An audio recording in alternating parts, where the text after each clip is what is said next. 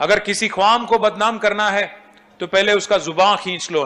उर्दू किसी एक मजहब की जबान नहीं, केटीआर का बयान।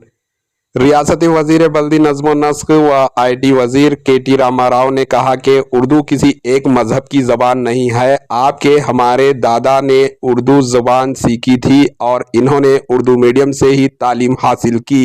वो रुवानी के साथ उर्दू बोलते और लिखते पढ़ते थे। दरहकीकत उर्दू किसी एक मजहब की ज़बान नहीं है, लेकिन बाज़ लोग एक मजहब को निशाना बनाते हुए गलत सलूक कर रहे हैं। रियासती वजीर ने हैदराबाद के मज़फ़्फ़ात में वाक़ बहादुरपल्ली में सरकारी जूनियर कॉलेज का इफ्तिताह अंजाम दिया। इस मौके पर अपने खिताब में इन्होंने कहा कि वो मुताल्लिक़ा रुकन असम्बली की ख्वाहिश के मुताबिक चीफ मिनिस्टर से बातचीत करके यहाँ उर्दू मीडियम कॉलेज भी मंजूर करेंगे।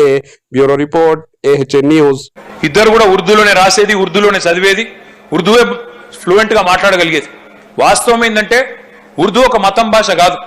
కాకపోతే ఒక మతాన్ని టార్గెట్ చేసి ఒక మతాన్ని దుర్మార్గంగా చిత్రీకరించడానికి పెద్దలు జయశంకర్ సార్ ఎప్పుడు చెప్పేది, అగర్ కిసి ఖ్వామ్ కో బద్నామ్ కర్నా హై తో పహలే ఉస్కా జుబాన్ ఖీంచ్ లో అని. అంటే కావాలని ఒకరిని బద్నాం చేయాలంటే ముందు వాళ్ళను ఇబ్బంది పెట్టాలి, వాళ్ళను మాట లేకుండా చేయాలనే దాని ఉద్దేశం. అంటే ఆ రకంగా ఈరోజు ఒకవైపు కేంద్ర ప్రభుత్వం స్వయంగా ప్రధానమంత్రి గారేమో ఉర్దూను ప్రమోట్ చేయడానికి కేంద్రంలో కూడా డబ్బులు మంజూరు చేస్తూ ఉన్నారు. కానీ ఇక్కడ ఉన్న కొంతమంది తెలిసి తెలియని మిడిమిడి జ్ఞానంతో మాట్లాడే కొంతమంది సన్నాసులు మాత్రం ఉర్దూని ముస్లింల భాషగా, ఉర్దూని మైనారిటీల భాషగా మాత్రమే చిత్రీకరించే చిల్లర ప్రయత్నం చేస్తూ ఉన్నారు.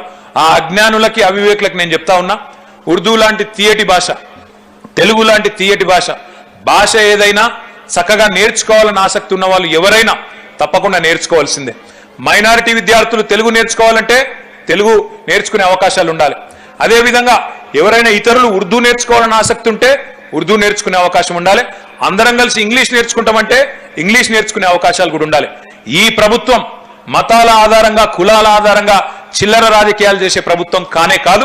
తప్పకుండా ఇంగ్లీష్ మీడియం పెడతాం, తెలుగు మీడియం పెడతాం, ఉర్దూ మీడియంలో కూడా అవసరమైతే మీ ఎమ్మెల్యే గారు కోరినట్టుగా తప్పకుండా ఒక కళాశాల మంజూరు చేయించే బాధ్యత కూడా మాది. మాకు ఉర్దూ, ఇంగ్లీషు, తెలుగు ఈ వ్యత్యాసాలు మాకు తెలియదు. ఎవరు ఏ భాష నేర్చుకోవాలన్న కుతూహలం ఉంటే వారికి అవకాశాలు కల్పించాల్సింది బాధ్యత ప్రభుత్వానికి. అందుకే నేను అక్కను కూడా కోరుతాను, గౌరవ ముఖ్యమంత్రి గారికి కూడా మేమందరం కలిసి విజ్ఞప్తి చేస్తాం. ఈ జిల్లాకి ఒక మైనారిటీ వర్గానికి కానీ ఇతరులకు కానీ ఉర్దూ నేర్చుకునే అవకాశాలు కల్పించాలి అంటే తప్పకుండా ఆ దిశగా కూడా ప్రయత్నాలు చేస్తామని చెప్పి మళ్ళొకసారి మీకు విజ్ఞప్తి చేస్తూ हमारे HN न्यूज़ को सब्सक्राइब करिए ताकि आपको नोटिफिकेशंस आते रहे वक्त पर।